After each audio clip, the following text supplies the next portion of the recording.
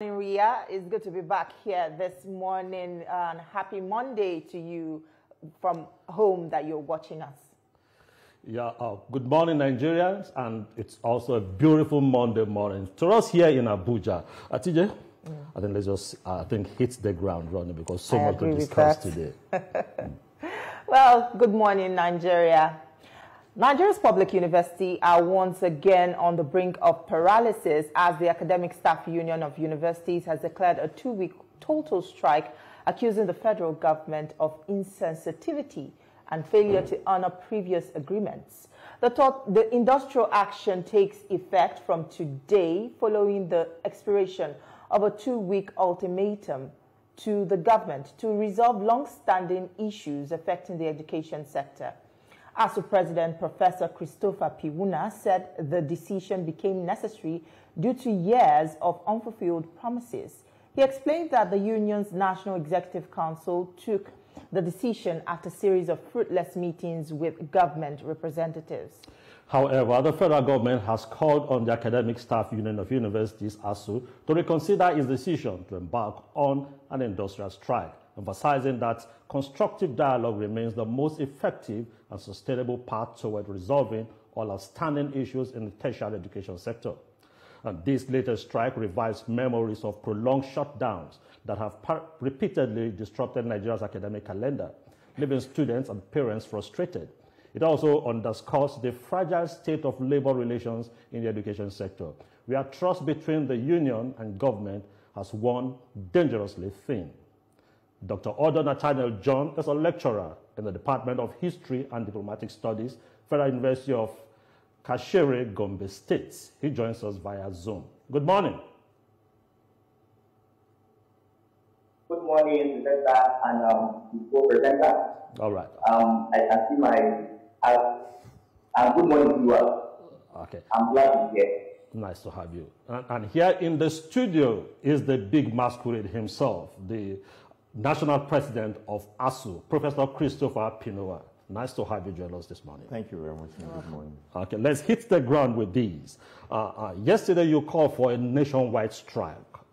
Can you help bring us up to speed with what led to this? We remember that the government said that they have so far released 50 billion for payment of end academic allowance and also released another 50 billion captured in the 2025 budget. Would you say that these are not sufficient to meet the demands of ASUU, that you have to shut down the universities at this time?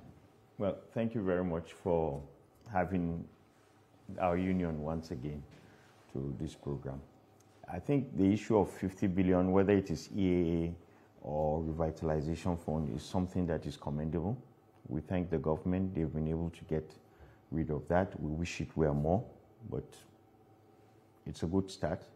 But there are issues that they could have also addressed that they didn't address.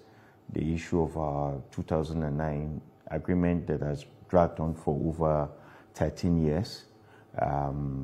Some issues that came up when this government came on board, issue of 25-35% salary increase, our promotion arrears, third-party deductions, pension, check-off dues to our union, cooperative contributions. All these are part of the problems that still remain. And we thought we had given government enough time to try to address these issues. This current government, we started with the past Minister of Education,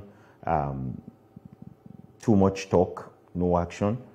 Same thing, this government, they've talked a lot about what they are doing, yet their plate is still full.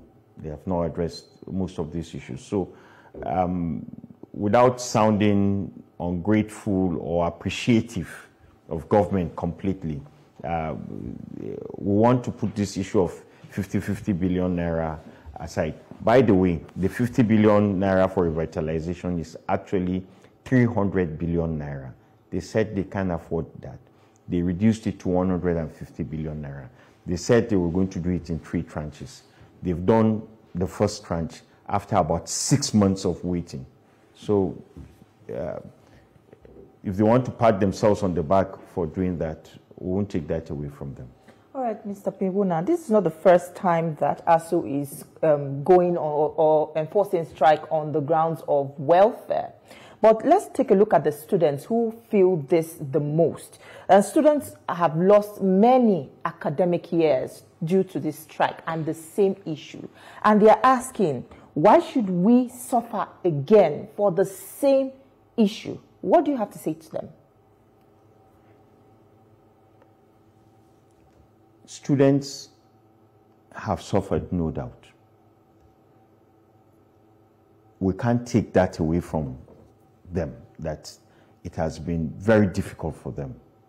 Those who have even passed off the university by now, but had suffered it in the past, those who are still in the university and they are going through it right now. Certainly, it's a very tough thing. But the way we see it in ASUU is that each of such struggles that we've embarked on, each of those things that we've done that have resulted in a strike, has actually benefited students. Unfortunately, it has to be true this way, but it has benefited students more for us as a system. And I'll give you an example. It is as a result of strike action that TED Fund was established in 1992. It was as a result of strike action that the needs assessment was done, and it is now being practiced. It was the needs assessment that made President Goodluck Jonathan to release 220 billion naira. It has done quite a lot in the universities. It has improved facilities.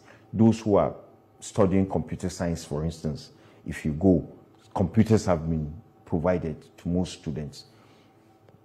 Infrastructure has been improved. Hostels have been enlarged. And hostels have been renovated. Lecture halls have been built.